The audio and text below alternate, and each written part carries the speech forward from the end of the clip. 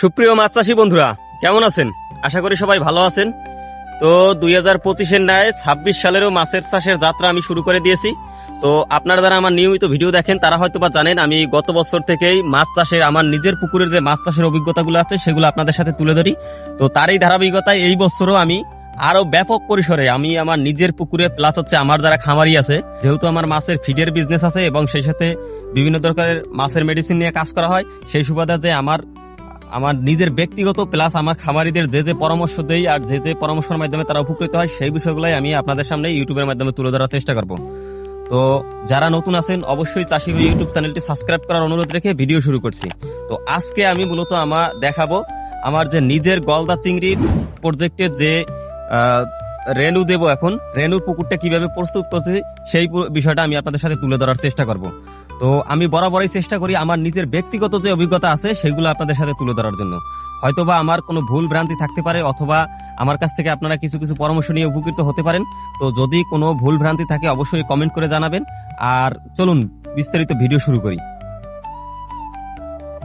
চাষি ভাই, আপনার বিশ্বস্ত সঙ্গী। তো যেমনটা দেখতে পারতেছেন এইটা হচ্ছে আমার এই বছরের মাছের প্রজেক্ট। এই জায়গায় জমি আছে 200 মতন। তো এই জায়গায় এক পাশে আমি আমার ধান রোপণ করছিলাম, ব্রো ধান, আর অপর পাশে হচ্ছে আমি একটা ক্যানেল রাখছিলাম যে ক্যানেলের মধ্যে আমি আমার গলদা চিংড়ির পোনা মজুত করব।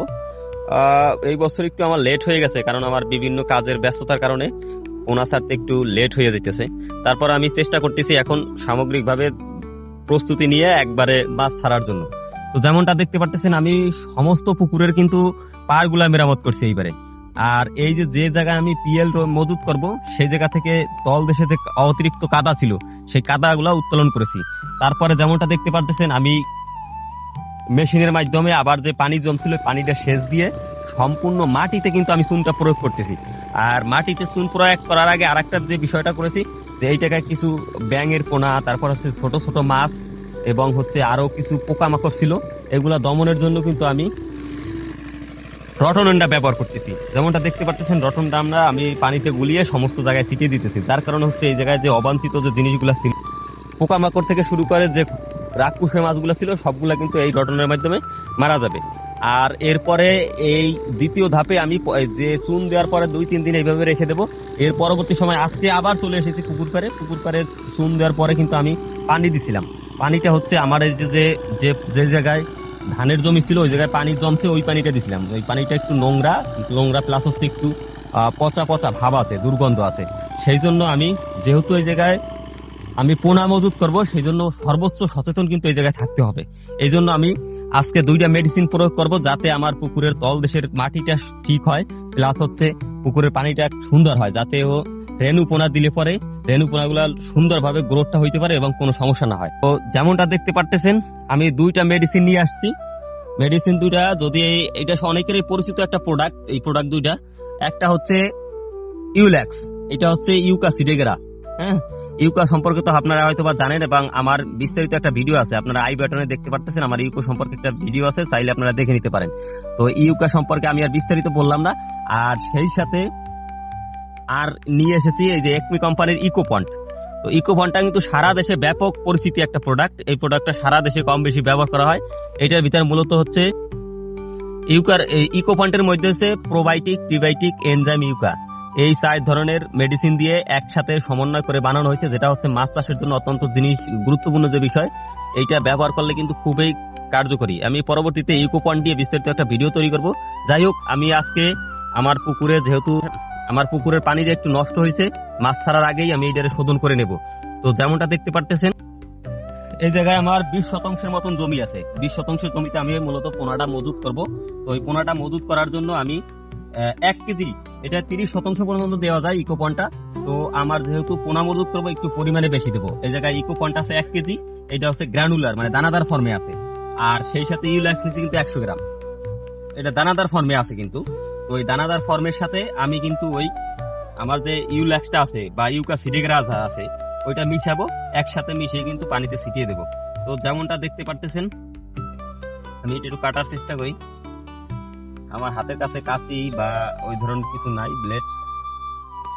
যাই হোক, মোটামুটি আমি এটা ছুটাইলাম। এটার ভিতরে আছে দানাদার ফর্মে আছে মূলত মেডিসিনটা। এটা আমি ব্যবহার করব, সেইটার সাথে আমি ইউকাটা দিয়ে দেবো একসাথে মিশিয়ে, তাহলে কিন্তু খুব ভালো একটা রেজাল্ট আসবে। তো যেমনটা দেখতে পাচ্ছেন এই যে দানাদার পর্বে ওষুধটা আছে, এটাতে আমি দিলাম 1 কেজি দানাদার ফর্মে আছে।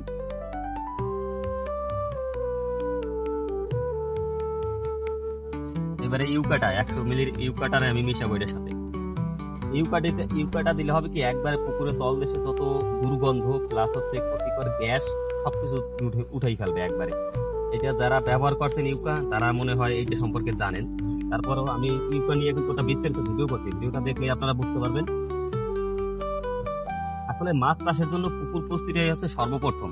আপনার পুকুর প্রস্তুতিটা যদি সুন্দর হয় আর রেণুপোনাটা যদি মোটামুটি ভালো টিকে, তাহলে কিন্তু আপনার মাছের লাভবান হওয়ার সম্ভাবনা কিন্তু অনেক গুণে বেড়ে যায়। তো এই জন্য সবাই চেষ্টা করবেন, সবসময় চেষ্টা করবেন যে ভালো মানের মেডিসিনগুলো ব্যবহার করতে এবং হচ্ছে ভালো মানের পোনা মজুত করতে, আর তার আগে সবচেয়ে ভালো পদ্ধতিতে পুকুরটাকে প্রস্তুত করতে। তো আমি যদি একটু দেখাই, এই যে ইউকা দিয়ে আমি আমার সমস্ত দানাগুলোরে মাখাইছি। এখন হচ্ছে এগুলো আমি সমস্ত পুকুরে কিন্তু ছিটাই দেবো।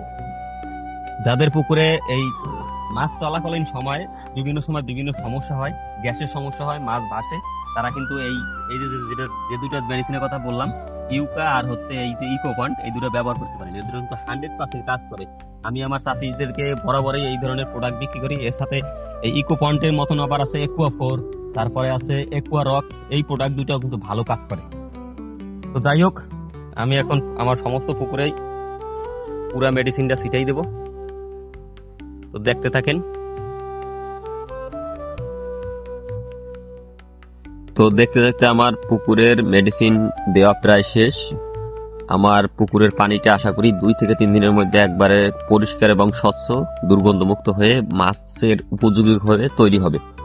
তো আমি শীঘ্রই আমার এই পুকুরে রেণুপোনা দেব।